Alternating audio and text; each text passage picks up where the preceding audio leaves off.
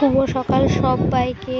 তো দেখো আমার ছেলেকে ঘুম থেকে উঠে গেছিলো, তাও তুলাচ্ছিলাম যে উঠ উঠ, ও কেমন করছিল ঘুম থেকে উঠতে, তাও ও উঠলো। উঠে আমি বললাম একটু ক্যামেরাটা ধর, তো ক্যামেরাটা ধরছিল। আমি বাইরে গেলাম ঝাড় দিতে, তো ঝাড় দিচ্ছিলাম উঠোনটা। তো ঝাড় ও ক্যামেরা ধরেছিল আমার ছেলে বড়টা। ঝাড় দিতে দিতে আমি ভাবছিলাম যে ঘরের বউদের কি চোখ ডোলার পরে পরে ঘুম থেকে উঠে উঠে কি ঝাঁটাই সঙ্গিনী হয়, তো ঘরের বউদের তো তাই কাজ। তো সবাই যেটা করে সেটা আমিও করছি। তো আমি এদিক ওদিক সব যা নোংরা ছিল সব ঝাড় দিচ্ছিলাম, এদিক ওদিক দেখছিলাম যে কোনো মানুষ দেখছিল, যেহেতু তাও তাকিয়ে তাকিয়ে দেখছিলাম। তো আমাদের এখানকার মানুষরা বলে তোমার কি খেয়ে দিয়ে কাজ নেই যে তুমি এই সবসময় ভিডিও বানাও, এটা করো সেটা করো। তো বন্ধুদেরকে বলছি তো যে কারা কারা যারা ভিডিও বানাও যে না খেয়ে না দিয়ে এই ভিডিও বানাও, যারা বলে তাদেরই খেয়ে দিয়ে কাজ নেই, সেই জন্য এই কুটকাচালিগুলো করে। তো যারা ভিডিও বানাও তারা তো জানো ভিডিওর মর্মটা কী। তো বন্ধুদেরকে বলছি যে আমাকে বেশি বেশি করে ভালোবাসা দাও, যেন আমারও ভালো লাগে। তো আমি এখন ছড়া মুছবো বলে ছাঁচ নিয়ে আসতে গেছিলাম, দিয়ে তো বালতিতে জল নিয়ে ছড়া দিচ্ছিলাম। তো শরীরটা খুবই খারাপ ছিল, তো সকালবেলা উঠে তাড়াতাড়ি করছিলাম যে কাজকাম করে ভাত বসাতে হবে। বড়মশাই যেহেতু সারাদিন খেতে আসে না, ও কাজে খাবার নিয়ে যায়, তো সকালে ভাত তরকারি করে নিই। তো আজকে ভেবেছিলাম সিদ্ধ ভাতই করবো। তো এই ছড়া দেওয়ার পরে শরীরটা এত খারাপ করছিল যে কি বলবো। তো রোদ্দুরও উঠে গেছিলো, রোদ্দুর দিয়ে গায়েও গরম লাগছে, রোদেরও গরম, এত খারাপ লাগছে। তো বন্ধুরা তোমাদের ওখানে কাদের কাদের প্রচুর গরম পড়েছে, আশা করছি সবারই তো গরম পড়েছে সবাদের ওখানে। তো আমাদের ওখানে মনে হচ্ছে বেশি। তো যাই হোক, একটা গাছপালা সেরকম পাতাও নড়ছে না, গাছপালাও নড়ছে না বাতাসের। আর যেহেতু আমরা মধ্যবিত্ত ঘরের লোক, টিনেরই বাড়ি, টিনের এত গরম, প্রচুর গরম নামে।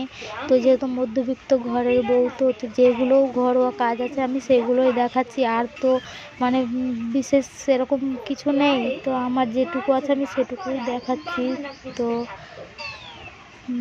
আমার ছেলে আমি বললাম বাবাকে ডাকছিস তো ডাকগা, যেহেতু কাজে বেরিয়ে যাবে।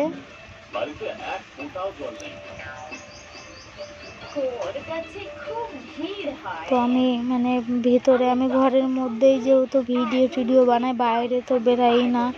আর বাইরে বেরালেও কি আমি বাইরে বেরিয়ে ভিডিও বানাতে পারি না। আমাদের যেহেতু অনেক বড়ই জায়গা আছে, ইচ্ছা করলে বাইরে বেরিয়েও ভিডিওটা ভালো আসে। ঘরের মধ্যে তো কীরকম অন্ধকার অন্ধকার আসে, যারা যারা দেখো তারা তো ভালোই জানো যে আমার ভিডিওগুলো একটু অন্ধকার অন্ধকার হয়, খুব একটা ভালো হয় না। তো যাই হোক, আমি বাইরে বেরিয়ে ভিডিও বানাতে পারি না। তো যাই হোক, আমাদের তুলসীর সামনে ছাঁচ দিচ্ছি। তো দেখতে পাচ্ছ আমাদের জায়গাটা বেশ বড় সড়োই, আমাদের কোনো অসুবিধা হবে না। তো ওইদিকে পাশের বাড়ির একটা বউ দেখছিল যে কি করছে, ক্যামেরা তো আমার ছেলে বারান্দা থেকে ধরেছিল। তো ও কোনাকাঞ্চিতে টুকি মেরে দেখে প্রত্যেকটা জিনিস কি করি না করি, ভালো মন্দ। মানুষের তার খেয়ে দিয়ে কাজ নেই, এইগুলো করাই অভ্যেস। তো মানুষের যে যা করা সে যা করুক। তো বন্ধুরা আমাকে বেশি বেশি করে ভালোবাসা দাও, যাতে আমি এগিয়ে যেতে পারি। আমার সাহসটা তোমরা রাখো, যাতে আমি ভয় পেয়ে না থেমে যাই। তোমরা ভালোবাসা দিলে তবে তো এগিয়ে যেতে আমারও খুবই ভালো লাগবে। তো আমি উঠেছি অনেক ভোরে, মোটামুটি 5টার দিকে। তো উঠেই তো ঝাড় দিতে, তো দেখলে ঝাড়টা দিলাম। এখন ওই যে বাইরে ওই যে দেখতেই পাচ্ছ কল পাড়ে বাসন পড়ে আছে, তো এখনও বাসনগুলো ধোবো। আমি হাতটা ধুয়ে নিচ্ছিলাম, যেহেতু কাদা লেগেছিলো হাতে। আমি কল পাড়ের দিকে এগিয়ে যাচ্ছিলাম যে বাসনগুলোতে জল দেবো। দিয়ে তো এ ঠোকাটাও ছিল বাসনের মধ্যে, রাত্রে অত এ ঠোকাটাগুলো ধুয়ে রাখতে পারিনি। রাত্রি হয়ে গেছিলো মোটামুটি 11:30 পৌনে 12টার দিকে আমি খাবার খেয়েছিলাম। তো অত রাত্রে তার বাসন ধুইনি, রেখে দিয়েছিলাম, বাসনগুলো শুকিয়ে গেছে। তো এ ঠোকাটাগুলো আমি এক জায়গায় করে নিচ্ছিলাম গামলার মধ্যে, ওই যে দেখতেই পাচ্ছ। দিয়ে আমি এঁঠোগুলো বাইরে ফেলতে যাব।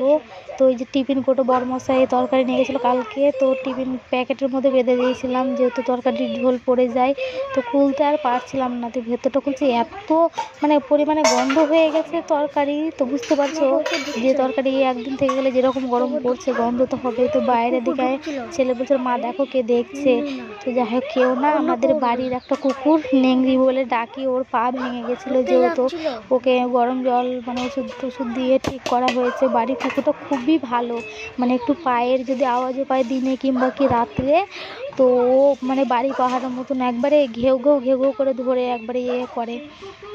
তো আমি এটাগুলো বাইরে ফেলতে যাচ্ছিলাম, তো ওই দেখো ঝাঁপটা এদিকে চলে আসে বলে ইট দিয়ে রাখি, সবসময় ঠেসে ধরে রাখি, হলে ঢালাই রাস্তা, তো রাস্তার বাড়ি সমান, সবসময় মানুষ যেতে আসতে তাকাই বলে আমি সবসময় ঝাঁপ লাগিয়েই রাখি।